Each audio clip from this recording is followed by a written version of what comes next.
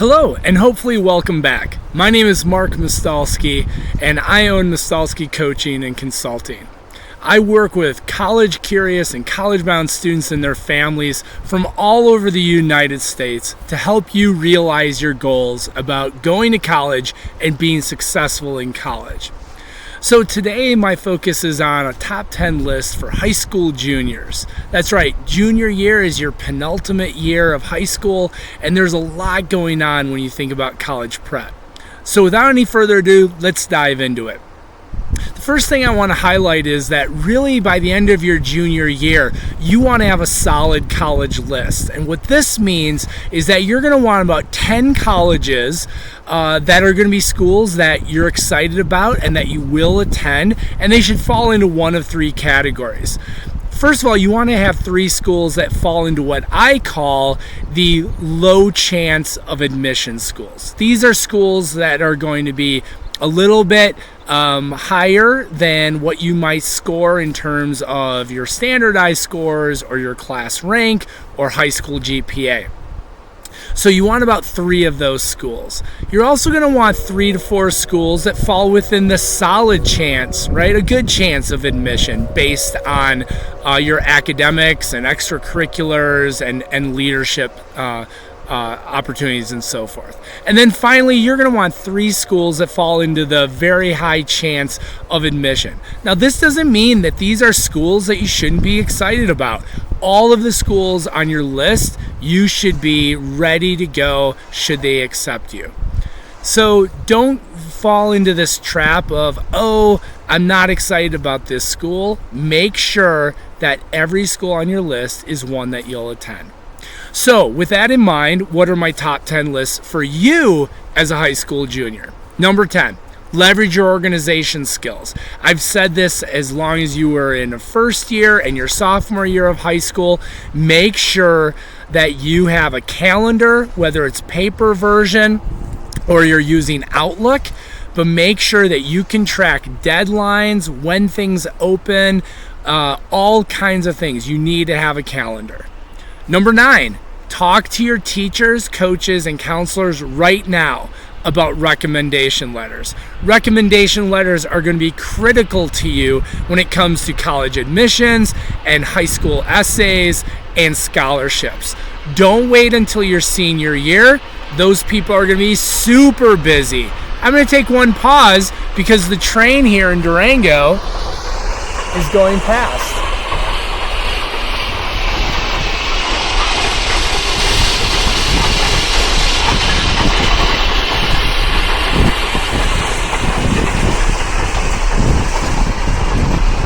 Look at all those people having a good time on the train.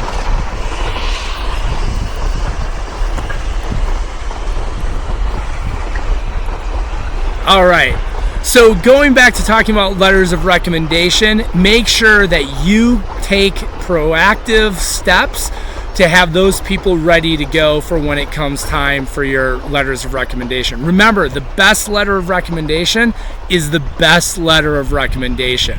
Don't wait until the last minute.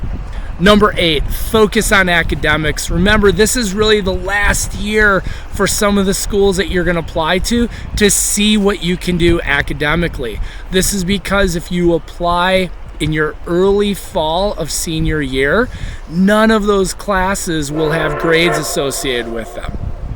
Number 7, start working on your college essays right now. Now you might be thinking, how do I do that? I don't even know where to start. Keep in mind that most college essays have some particular theme to them. So right now, pull out a piece of paper and just write the following prompt at the top. Why do you want to attend this particular university or college? Start with that. It's going to start opening up your mind, thinking about why you want to go to college, what are the outcomes you want from your education, and why you want to go to that school in particular. Number 6, plan campus visits, if possible. Now, you're not going to probably be able to visit all the schools on your college list, and that's okay. Many schools have virtual tours that you can do, or you can go to YouTube And also a resource that I like is called campusreel.com. That's campusreel.com. You can find all kinds of videos that highlight different colleges around the country. But get to know the schools that are on your list so you can make a better informed decision. Number 5, keep that job going. I'm not going to get into this too deeply, but remember, every dollar that you can put into your own education is a dollar less that you have to take out in loans. In fact, I'll highlight, here's a book called Debt Free Degree. I invite you to check it out. It talks a lot about the importance of doing everything you can to graduate with as little debt as possible. Number 4, building off the debt question, get realistic about your college budget. Your future self will thank you. Believe me, every dollar less of loans that you can graduate with is more than a dollar that you can put towards things like buying a car, investing for your future and retirement. Believe me, this is so important. Don't just go to a school thinking that that education will pay for itself. Make sure that you're being smart and going to the right school where you can graduate with as little debt as possible, in my opinion. Number 3, keep diving into leadership. Remember, it's not just about involvement in student groups, it's about what are you demonstrating in terms of your leadership skills. If you haven't started that yet, this is a great year to do it. Make sure that you're really engaged and participating. Number 2, take the SAT, ACT, or both. Now, many schools out there are test optional, but the fact is that even test optional schools are using standardized test scores for merit money. That's right. And so just a case in point, Texas Tech is just one school that I can use as an example.